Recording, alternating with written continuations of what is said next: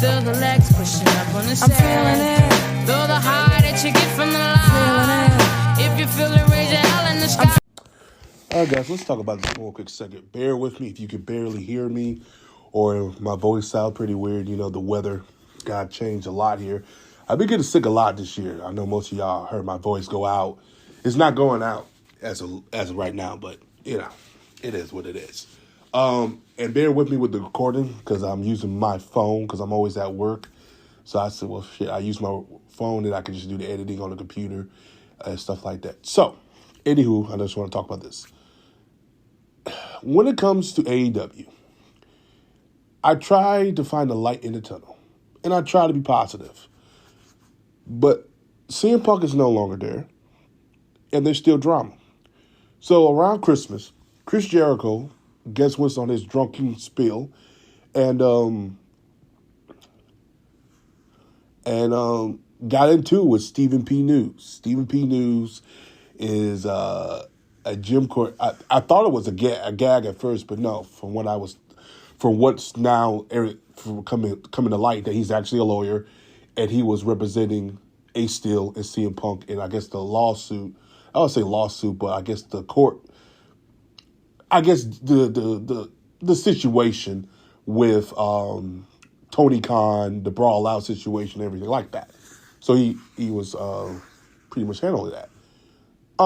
He goes into it with, I guess Jericho goes into it with him saying, I never signed an NDA, ...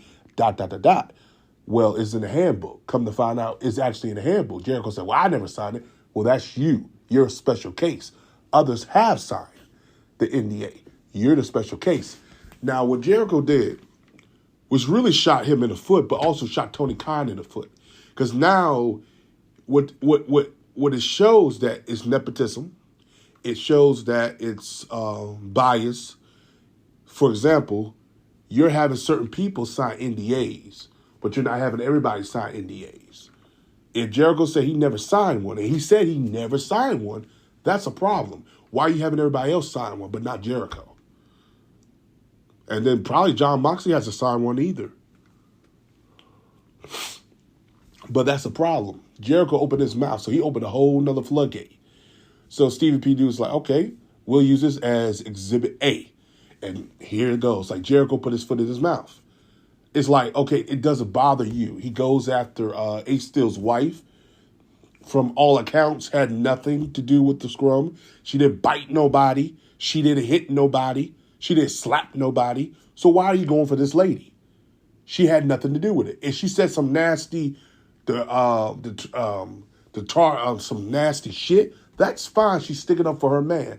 You can say what you want. This is a free goddamn country. Hell, you a red, ain't you, Jericho? So you can say what you want.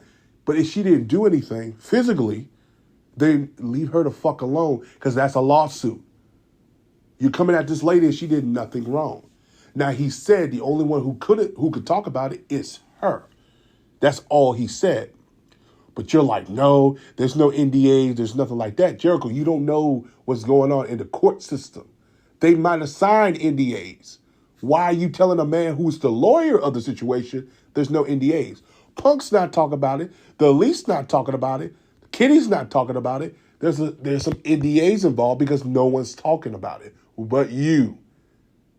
So what's the problem? You're starting shit for no fucking reason, man. Leave it alone. People have moved on. They've moved on. Tony dropped the ball. And that's his fault. What you should be doing is go on social media and say, Tony, you need help booking AEW Dynamite. Or Tony Khan needs to be booking. You know, Jericho has a good mind for the business, so does Matt Hardy. And I'm still understanding why they don't use these guys more frequently as booking decisions.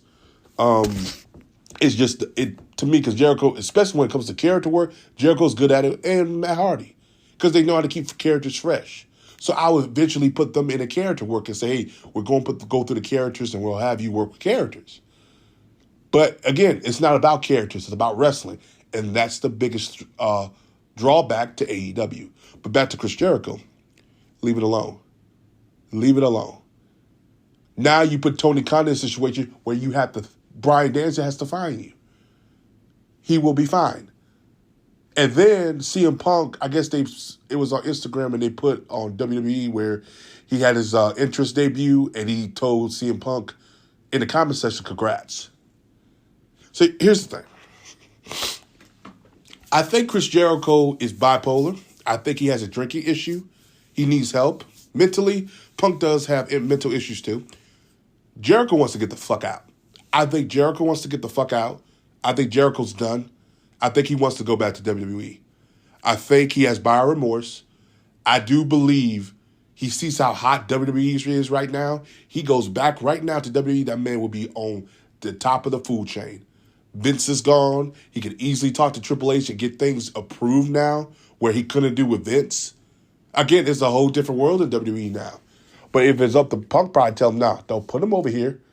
And again, WWE, they see what is going on over there. They know it wasn't just Punk. Now, don't say Punk wasn't wrong. Punk is still in the wrong. But they see the drama is not from Punk. The drama is from a Jericho, the Bucks, the Omegas, all the world. Here we are. But that's all I got to say. As always, like, subscribe, peace, have a Johnson day. I am out.